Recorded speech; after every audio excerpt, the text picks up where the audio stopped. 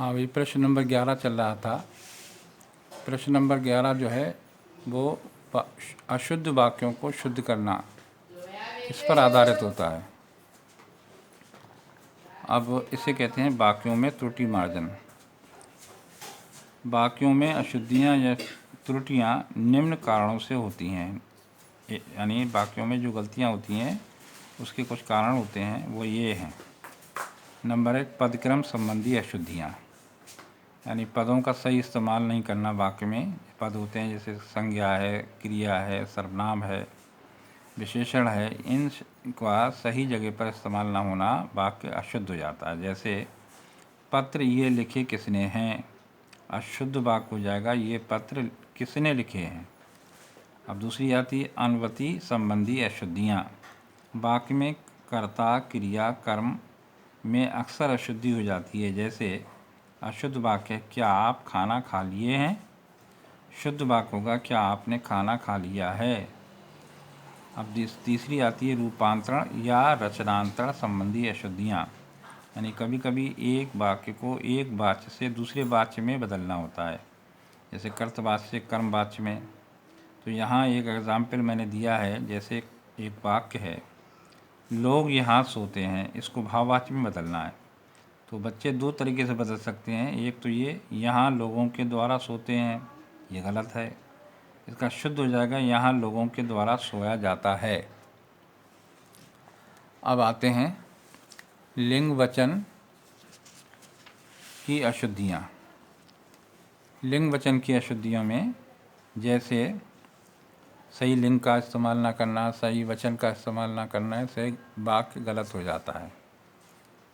जैसे अशुद्ध वाक्य लिया हमने 10 लड़का अवश्य होना चाहिए, तो ये गलत है। शुद्ध वाक्य होगा 10 लड़के अवश्य होना चाहिए। अब आती है अगली गलती, क्रिया और क्रिया विशेषणों की अशुद्धियाँ, यानी क्रिया और क्रिया विशेषण शब्दों का सही इस्तेमाल ना होने से अशुद्धियाँ हो जाती हैं। जैसे अशुद्ध वाक्य है मैं आपकी श्रद्धा करता हूँ, उसका शुद्ध वाक्य होगा मैं आप पर श्रद्धा रखता हूँ। अब अगले पेज पर आते हैं, यह है कारक संबंधी अशुद्धियाँ। कारक आपको मालूम है, कर्ता कारक, कर्म कारक, कर्ण कारक, संप्रदान, अपादान, संबंध, अधिकरण, ये सब कारक होते हैं। इनका सही जगह पर इस्तेमाल ना किया जाए तो वाक्य गलत हो जाता है। जैसे अशुद्ध वाक्य हमने लिया घर पर सब कुशल है, शुद्ध हो जाएगा घर में सब कुशल है। सर्वनाम संबंधी अशुद्धियाँ, सर्वनाम जैसे मैं, तुम, वह, उनका, उसका, ये सब सर्वनाम कहलाते हैं। अशुद्ध वाक्य मैं तेरे से नहीं बोलता, शुद्ध वाक्य होगा मैं तुझसे नहीं बोलता। अब अगली प्रकार आता ही है अनुचित शब्द प्रयोग की अशुद्धियाँ, यानी कभी कभी अनुचित शब्दों का प्रयोग कर देते हैं वाक्य में, तो वाक्य गलत हो जाता है। जैसे मैंने अपनी पृथ्वी उसे दे दी, ये गलत है, शुद्ध होगा मैंने अपनी भूमि उसे दे दी। अब आते हैं अगले समुच्चारित भिन्नार्थक शब्दों की अशुद्धियाँ। समुच्चारित शब्द वो कहलाते हैं जिनका उच्चारण एक सा हो लेकिन उनके अर्थ अलग अलग हों, तो उनका प्रयोग अगर हो जाए वाक्य में तो वाक्य गलत हो जाता है। जैसे अशुद्ध वाक्य हमने लिया रोगी की दिशा ठीक नहीं है, इसका शुद्ध वाक्य होगा रोगी की दशा ठीक नहीं है। अब आते हैं योजक की अशुद्धियाँ, यानी योजक चिन्ह दो वाक्यों को जोड़ने के काम आते हैं या दो शब्दों को जोड़ने के काम आते हैं, तो उनका प्रयोग अगर सही ना हो वाक्य में तो भी वाक्य गलत हो जाता है। जैसे अशुद्ध वाक्य लिया हमने आज प्रातः से वर्षा हो रही है अतः इसलिए मैं स्कूल नहीं गया, तो ये गलत है। शुद्ध वाक्य होगा आज प्रातः से वर्षा हो रही है अतः मैं स्कूल नहीं गया। अब आती है प्रत्ययों की अशुद्धियाँ, यानी सही प्रत्यय का इस्तेमाल न होने से वाक्य गलत हो जाता है।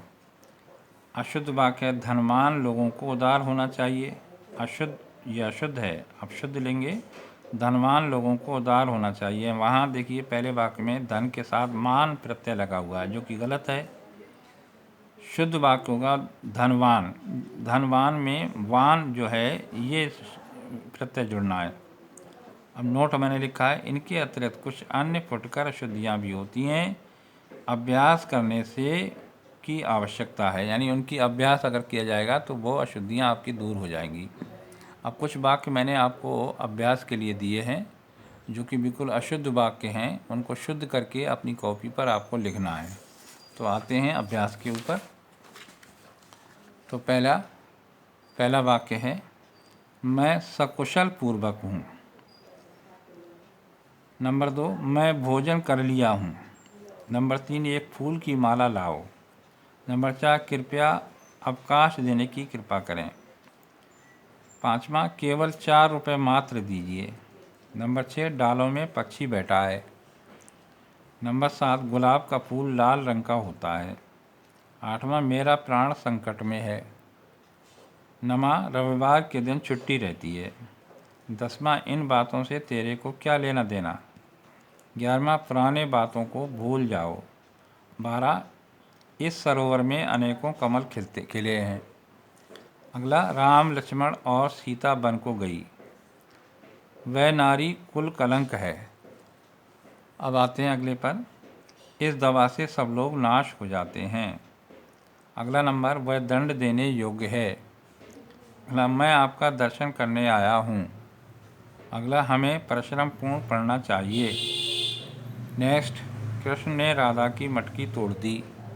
लास्ट है यहाँ, यह मूंग और चने की दाल। तो इस तरीके से ये वाक्य जो है आपको शुद्ध करके लिखना है।